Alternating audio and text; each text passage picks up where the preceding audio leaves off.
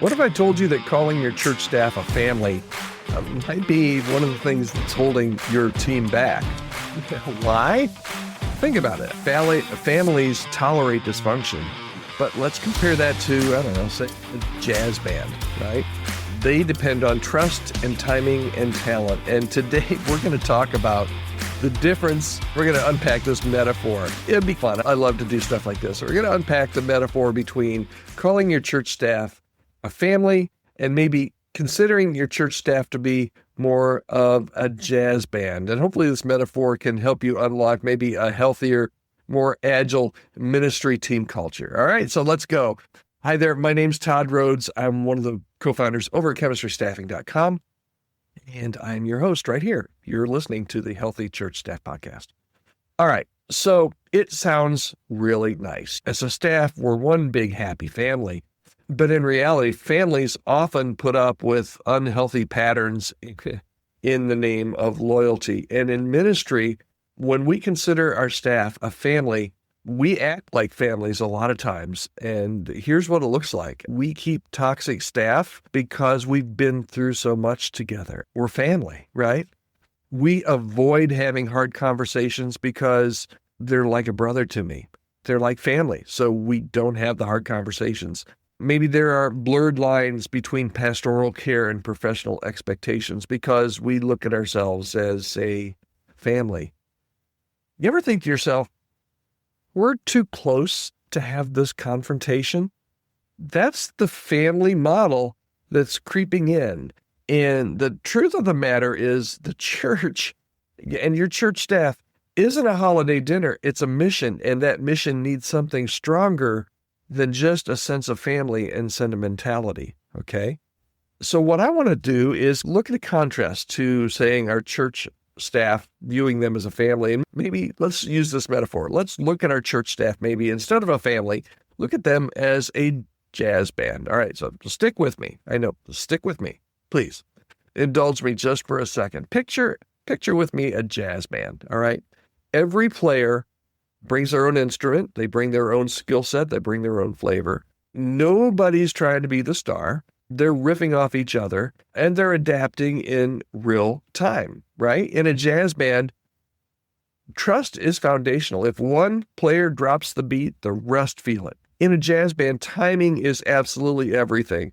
Great teams know when to lead, when to support, and when to stop playing, right? That's part of being in a jazz band.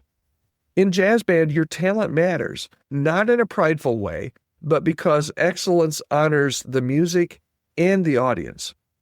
So imagine your team not as one unit that thinks the same, but as a collection of diverse voices, each kind of bringing something essential to the collective sound. Let's talk a little bit. Let's stick with this metaphor. Okay, again, stick with me here. What can jazz bands teach us about church staff health? I'm all about church staff health, right? First thing is staff dysfunction isn't always loud. It's often silent.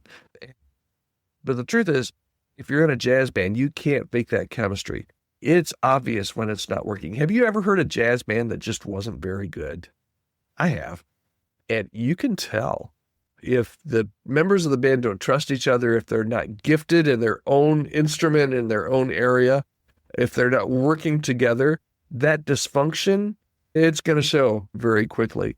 And here's what healthy church staff teams do that jazz bands often do, okay? They tune before they play. They know that alignment comes before the action. They listen more than they speak because they know that ego is going to destroy that improvisation. And they take turns leading because silos aren't the goal. Harmony is the goal. And just like a jazz band, church staffs practice. I mean, they practice a lot. Every day is a practice. You could become closer to your team. You understand what this team members' real talents are, where their strengths are, where their strengths aren't. So every bit of that is a practice every day, and they give feedback with grace and honesty. The question for you is, when was the last time your team had real feedback that didn't feel like betrayal?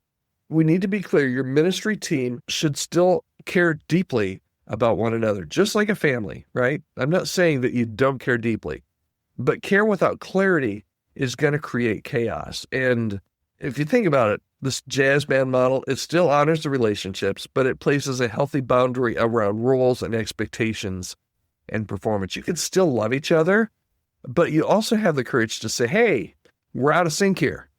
We're out of sync. Okay, so here's the bottom line for today. Your staff doesn't need more forced bonding or passive-aggressive silence.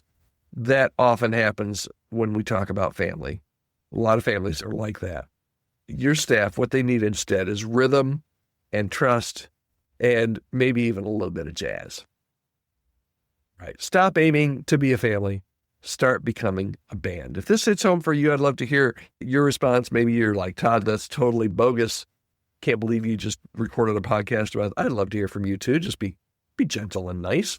But you can reach out to me anytime, podcast@chemistrystaffing.com. And if there's any way that I can come alongside your church, help your church become a healthier place, a healthier staff, maybe by hiring a new staff member, I would love to have a conversation with you about that possibility as well. You reach out to me anytime, podcast@chemistrystaffing.com.